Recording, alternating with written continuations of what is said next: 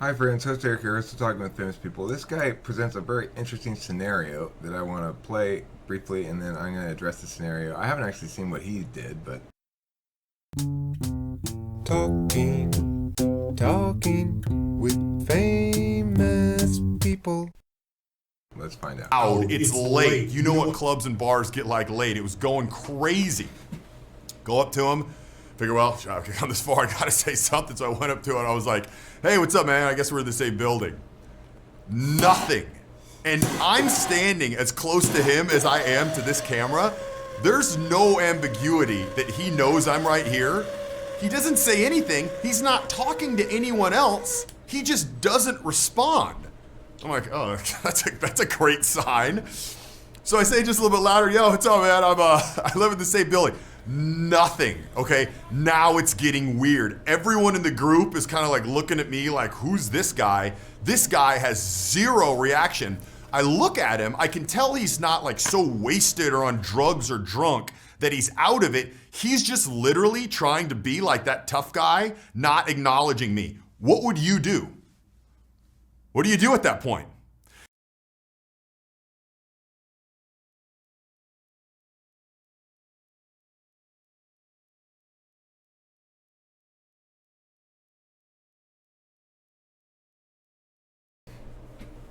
So here's what I would do in that situation. I have a clear sense of what I would likely do. Foremost, let me just say, I'm unlikely to go up to him and say, hey bro, how you doing? Apparently we live in the same building. I'm unlikely to do the basic social convention stuff to begin with, but not completely unlikely to do it. Sometimes I will. So let's assume in this instance I did initiate conversation in that fashion, and the guy ignores me once, ignores me twice. What do?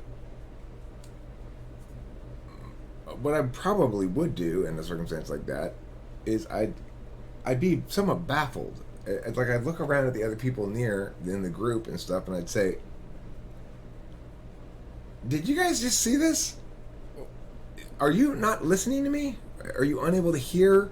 Are you intentionally doing this? Is some sort of social hierarchy thing? What in the world is going on here? Is he able to hear and respond to you, good sir or madam? Hey, fucktard, listen, I'm talking to you. I would absolutely do something like that. I'd say, hey, fucktard, pay attention, I'm talking to you. Because, I mean, he's just being disrespectful. Or I'd be hugely disrespectful back, you know? I'd just be like, sport, hey, champ, tiger, I'm talking to you. You know, the thing is, I have no concern about physical altercation because I'm not going there. And if anybody wants to be like, oh, bro, you want to take it outside? No, I prefer to debate here, or if we are going to go outside, we're going to debate it there simply because it's quieter out there is fine. I'd like to have anybody who's interested in watching this exchange happen. Now, if you're going to use physical violence, then the exchange will just be me calling the cops and you getting arrested. But if you want to actually be a man and argue about it, then let's argue about it. If you want to be a little bitch and start throwing punches, then be a little bitch and go to jail. I don't give a fuck. Thing is, I'm a big believer in throwing everything out on the table, you know, right away. This is what you're doing. This is why you're doing it. And I call bullshit. Now bring it, motherfucker. Verbally. I don't want to get beat up, obviously. And there are dudes who are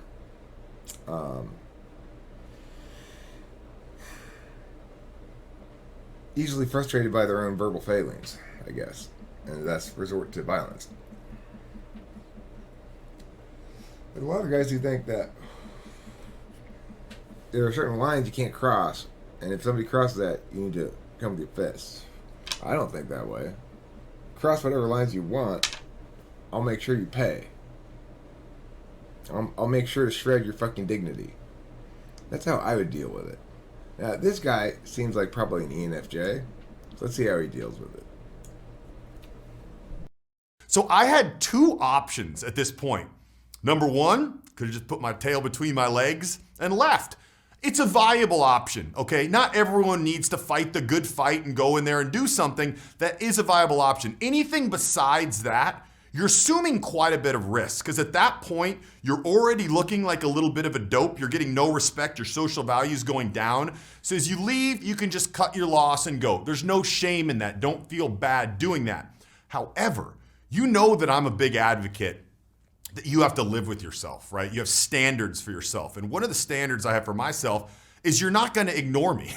You don't have a choice. You're not going to ignore me. I'm going to do everything I can to make that not happen, because I think that's very rude, and I like people to not be rude to me, okay? It's just something that I live with in my life. So what I did is I decided, all right, I'm just going to have to go over the top and do something that is non-ignorable, right? I need to rattle this guy emotionally to get him to do something, because no matter what I do from there, he has more and more of an initiative to ignore me further and further, because it's just kind of funny. It's this guy pining for this guy's attention. Everyone's kind of watching. And it's like, yo, this my status is going like this and his is going up and up. So I needed to do something truly to affect him emotionally. And after people have been drinking, they've been partying, it's a crazy stimulus environment, I got to really shake it up. So what do I know how to do? I know how to use my voice right? I'm a vocal coach. I teach vocal tonality. So I decided I was going to make a play that was so powerful that it was going to shake him and then hopefully get a reaction. So after he ignored me twice, I get a little bit closer and I go, yo!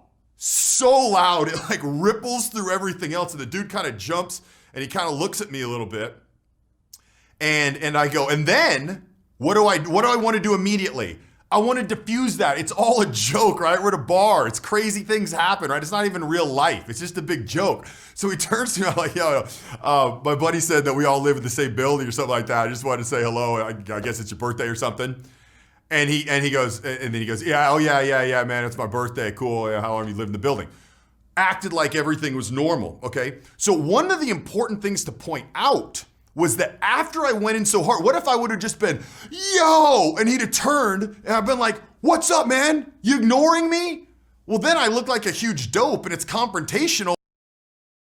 Okay, so it depends how you do it, right? It's okay to be confrontational, but you've got to live with the consequences of that, right?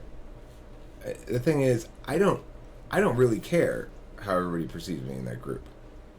What I do care is that guy's not going to treat me like a little bitch.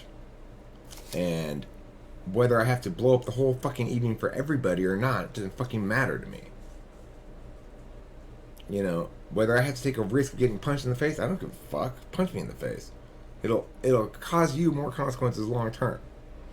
And no, you're not going to normalize this shit. You're going to live with the consequences of your bad decision. Whether everybody goes home pissed or not, I don't give a fuck. Talking with famous people. And that's the difference between me and that guy. He's probably more socially successful, but fuck no. Hey, fucktard! Hey, little bitch! Make it clear that nobody's gonna be comfortable if this guy's gonna think he's gonna dominate me. Nobody. Period.